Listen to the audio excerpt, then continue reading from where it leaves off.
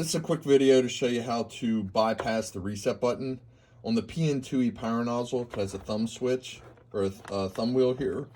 You no longer need the reset button.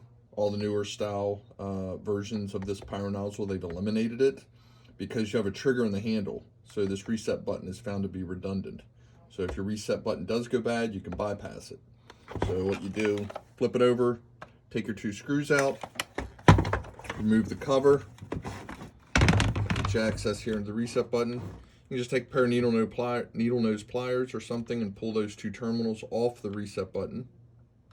Just pull them off, cut the terminals off, strip these three wires down, and wire nut them all together. And then just tuck it back in here.